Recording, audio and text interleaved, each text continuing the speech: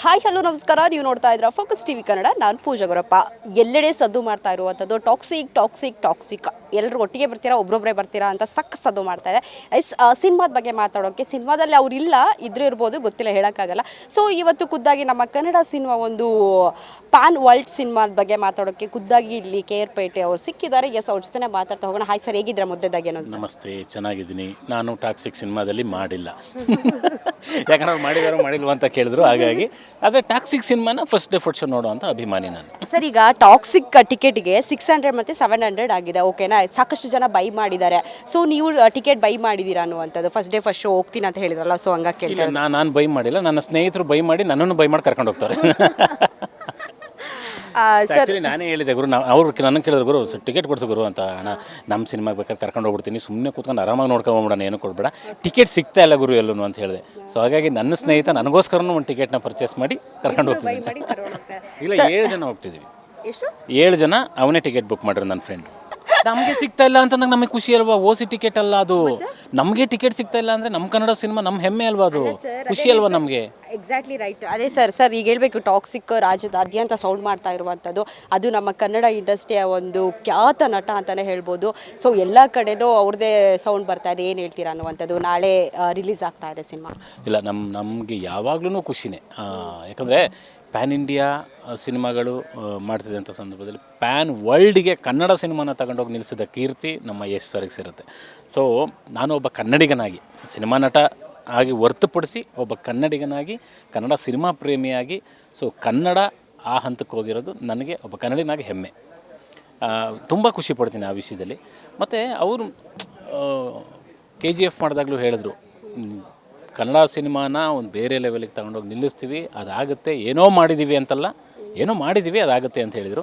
ಆದರೆ ಟಾಕ್ಸಿಕ್ ಅದನ್ನು ಮೀರಿಸಿ ಹೋಗ್ತಾಯಿದೆ. ಬನ್ನಿ, ಒಟ್ಟಿಗೆ ಬರ್ತೀರಾ ಒಬ್ಬರಾಗೆ ಬರ್ತೀರಾ ಅಂತ ನಾವು 7 ಜನ ಬರ್ತಾಯಿದ್ದೀವಿ. ಸರ್, ಅದೇ ಆ 7 ಜನದಲ್ಲಿ ಹುಡುಗಿರಿದ್ದಾರೆ ಅಥವಾ ಹುಡುಗರೆಲ್ಲ ಹೋಗ್ತಾ ಇದ್ದೀರಾ ಅಂತ? ಹುಡುಗರೆ. ನೀವು ಬಂದರೆ ಕರ್ಕೊಂಡು ಹೋಗ್ತೀವಿ, ಒಂದು ಟಿಕೆಟ್ ಕ್ಯಾನ್ಸಲ್ ಮಾಡ್ತೀವಿ ನಮ್ಮ ಹುಡುಗಂಗೆ. ಪಾಪ ಅವ್ರು ನಿಮ್ಗೋಸ್ಕರ ಅಲ್ಲ, ಟಿಕೆಟು ಬೈ ಮಾಡಿ ನಿಮ್ಮನ್ನು ಬೈ ಮಾಡಿ ಕರ್ಕೊಂಡು ಹೋಗ್ತಾ ಇದ್ದಾರೆ. ಬೈ ಮಾಡಿ ಟಿಕೆಟ್ನು ಬೈ ಮಾಡಿ ಕರ್ಕೊಂಡು ಹೋಗ್ತಾರೆ ಅಂತ ನೆಮ್ಮದಿಯಾಗಿ ಹೋಗಕ್ಕೆ ಬಿಡ್ಬೇಕು ಹುಡುಗಿರವ್ರ ಅಂತ ಕೇಳಿದ್ರೆ ನೀ ಏನು ಹೇಳೋಣ ನಾವು? ಟಾಕ್ಸಿಕಲ್ಲಿ 1-2 ಅಲ್ಲ ಹೀರೋಯಿನ್ ಇರೋದು, 5-6 ಜನ ಹೀರೋಯಿನ್ಸ್ ಇದ್ದಾರೆ. 5-6 ಜನ ಹೀರೋಯಿನ್ನು ಗಂಡು ಮಕ್ಕಳೇ ನೋಡೋಕ್ಕೆ ಹೋಗ್ತಿದ್ದೀವವ, ಹೆಣ್ಮಕ್ಳನ್ನೇ ಕರ್ಕೊಂಡು ಹೋಗೋಣ. ಸರ್, ಎಲ್ಲರೂ first day first ticket bye ಮಾಡಿದ್ದಾರೆ. ನಾವು ಕನ್ನಡದವರಾದರೆ ಲೈಕ್ ಎಷ್ಟು ಸರ್ ನೋಡೋಕ್ಕೆ ಟಿಕೆಟ್ ತೊಗೊಂಡು, ನೀವೀಗ ಹೇಳ್ತಾ ಇದ್ದಾರೆ 5-6 ಜನ ಹೀರೋಯಿನ್ ಇದ್ದಾರೆ, ನಾವು ಬರೀ ಹುಡುಗರನ್ನೇ ಹೋಗ್ತಾ ಇದ್ದೀವಿ ಅಂತ.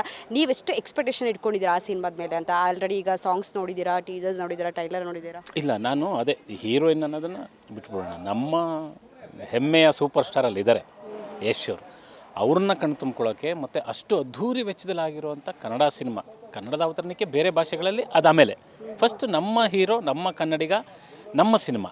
ಸೊ ಅದಾಗಿ ನಾವು ಯಶ್ ಅವ್ರನ್ನ ಕಣ್ಣು ತುಂಬ್ಕೊಳ್ಳೋಕೆ ಹೋಗ್ತಾಯಿದ್ದೀವಿ, ಇಡೀ ಸಿನಿಮಾನ ಕಣ್ಣು ತುಂಬ್ಕೊಳ್ಳೋಕೆ ಹೋಗ್ತಾಯಿದ್ದೀವಿ.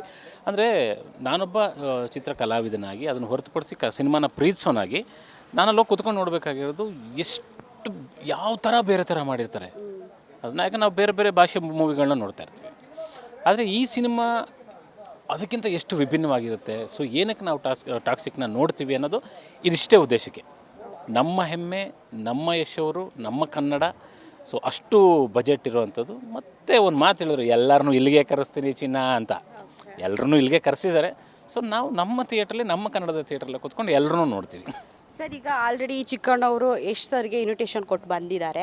ಸೊ ಚಿಕ್ಕಣ್ಣದ್ದು ಜೋಡೆತ್ತಾಗಿರ್ಬೋದು, ಲಕ್ಷ್ಮೀಪುತ್ರ ಆಗಿದ್ದು, ಕಂಟಿನ್ಯೂಸ್ ಸಿನಿಮಾದಲ್ಲಿ ನೀವಿದ್ರೆ, ಅದಕ್ಕೊಂದು ಕಂಗ್ರ್ಯಾಚುಲೇಷನ್ ಹೇಳಲೇಬೇಕು. ಸರ್, ಅದು ಇನ್ವಿಟೇಷನ್ ಕೊಟ್ಟು ಬಂದಮೇಲೆ ಏನು ಮಾತುಕತೆ ಆಯಿತು? ಏನಾದ್ರು ಡಿಸ್ಕಷನ್ ಮಾಡಿದ್ರಾ ನಿಮ್ಮ ಜೊತೆ ಚಿಕ್ಕಣ್ಣ ಅನ್ನುವಂಥದ್ದು? ಇಲ್ಲ, ಇವ್ರು ನಮಗೆ ಸಿಕ್ಕಿಲ್ವಲ್ಲ, ಅಲ್ಲಿಂದ ಹೋಗ್ಬಂದು ಬೇರೆಯವ್ರಿಗೆ ಇನ್ವಿಟೇಷನ್ ಕೊಟ್ಕೊಂಡು ಹೋಗ್ತದೆ. ಇಲ್ಲ, ಅವರು ಬ್ಯುಸಿ ಇದ್ದಾರೆ. ಸೊ ಅಂದರೆ ಈಗ ನೋಡಿ, ಇವತ್ತು ಬಂದು 29-30 ಮದುವೆ. ಸೊ ಇವತ್ತು 25 ಆಲ್ರೆಡಿ. ಈಗ ಮನೆಗೆ ಹೋಗೋಷ್ಟು 25 ಮುಗಿದೋಯ್ತು. 26, 27, 28 3 ದಿನ ಇರೋದು. ಆದರೂ ಆ ಚಿಕ್ಕಣ್ಣವ್ರಿಗೆ ಸಿನಿಮಾ ಮೇಲಿರೋ ಪ್ರೀತಿ, ನನ್ನ ಸಿನಿಮಾ ಅನ್ನೋ ಪ್ರೀತಿ, ಬಂದ್ಬಿಟ್ಟು ಇಲ್ಲಿ ಓಡಾಡಿ ಮತ್ತೆ ಮೈಸೂರಿಗೆ ಹೋಗಿ, ಯಾಕಂದರೆ ಅರಿಶಿನ ಮೈ ಅಂತೀವಿ ನಾವು. ಒಂದು ವಾರ ಇದ್ದಂಗೆ ಯಾರೂ ಕಳಿಸಲ್ಲ, ಗಂಡು ಹೆಣ್ಣನ್ನು ಎಲ್ಲೂ ಓಡಾಡಕ್ಕೆ ಬಿಡಲ್ಲ. ಸೊ ಆ ಶಾಸ್ತ್ರಗಳನ್ನ ಸ್ವಲ್ಪ ಮುಂದಕ್ಕೆ ಹಾಕೋಣ ಅಂತ. ಯಾಕಂದರೆ ನನ್ನ ಪ್ರಕಾರ ಒಂದು 5 ದಿನ ಮುಂಚೆನೇನೋ ಅರಿಶಿನ ಶಾಸ್ತ್ರ ಮಾಡ್ತಾರೆ, ಇಲ್ಲ ಚಪ್ರ ದಿನ ಮಾಡ್ತಾರೆ. ಸೊ ಇವ್ರಿಗೆ ಎಷ್ಟು ಪ್ರೀತಿ ಇದೆ ಅಂದರೆ, ಇಲ್ಲಿಗೆ ಬಂದು ಸಿನಿಮಾ ಕೆಲಸನ ಮುಗಿಸ್ಕೊಟ್ಟು ಈಗ ಅಲ್ಲಿಗೆ ಹೋಗಿ ಆಮೇಲೆ ಶಾಸ್ತ್ರಗಳನ್ನ ಕಂಟಿನ್ಯೂ ಮಾಡ್ತಿದ್ದಾರೆ. ಸೊ ಖುಷಿ ಅವ್ರ ಬಗ್ಗೆನೂ. ಸೊ ಅವ್ರ ಬಗ್ಗೆ 3 ಸಿನಿಮಾದಲ್ಲೂ ಆ್ಯಕ್ಟ್ ಮಾಡ್ತೀನಿ. ಅವ್ರದ್ದು ಜೋಡೆತ್ತು 3ನೇ ಸಿನಿಮಾ. ಉಪಾಧ್ಯಕ್ಷದಲ್ಲೂ ಮಾಡಿದ್ದೀನಿ, ಲಕ್ಷ್ಮೀಪುತ್ರದಲ್ಲೂ ಮಾಡಿದ್ದೀನಿ, ಜೋಡೆತ್ತಲ್ಲೂ ಮಾಡಿದ್ದೀನಿ. ಖುಷಿ ಇದೆ ಅವ್ರ ಬಗ್ಗೆ ನನಗೆ. ಓಕೆ ಸರ್, ಕೊನೆಯದಾಗಿ ನಾಳೆ ಸೌಂಡ್ ಮಾಡುವಂಥ ಟಾಕ್ಸಿಕ್ ಬಗ್ಗೆ ಏನು ಹೇಳ್ತೀರಾ ಅನ್ನುವಂಥದ್ದು? ಏನಿಲ್ಲ, ಎಲ್ಲ ಕನ್ನಡಿಗರು ಹೋಗಿ ಕನ್ನಡದ ಸಿನಿಮಾನ ಬೇರೆ ದೇಶದವರು ಕೂಡ ಕಾಯ್ತಿದ್ದಾರೆ ಸಿನಿಮಾ ನೋಡೋದಕ್ಕೆ. ಅಂಥದ್ರಲ್ಲಿ ನಾವು ಕನ್ನಡಿಗರು ಯಾವುದ್ರಲ್ಲೂ ಕಮ್ಮಿ ಇಲ್ಲ. ನಮ್ಮ ಆರ್ಟಿಸ್ಟ್ಗಳನ್ನ, ನಮ್ಮ ಕನ್ನಡ ಸಿನಿಮಾನ ಯಾವಾಗಲೂ ಬಿಟ್ಕೊಡಲ್ಲ. ಸೊ ದಯವಿಟ್ಟು ಎಲ್ಲರೂ ಟಾಕ್ಸಿಕ್ನ ಥಿಯೇಟ್ರಿಗೆ ಹೋಗಿ ನೋಡಿ. Yes sir, all the best. Super sir. Sir thank you so much. ಎಲ್ಲರೂ ಕಾತುರದಿಂದ ಕಾಯ್ತಾ ಇರುವಂಥದ್ದು ಟಾಕ್ಸಿಕ್ಕು, ನೀವು ಸಮೇತ ನೋಡಿ ರಿವ್ಯೂ ಹೇಳ್ತೀರಾ ಅಂತ ಅಂದ್ಕೊಂಡಿದ್ದೀನಿ. Thank you so much sir once again. Thank you thank you. Yes, ಇಷ್ಟ ಆಗಿತ್ತು Toxic update. Camera person Pratap ಜೊತೆ ಪೂಜಾ ಗುರಪ್ಪ, ಬೆಂಗಳೂರು.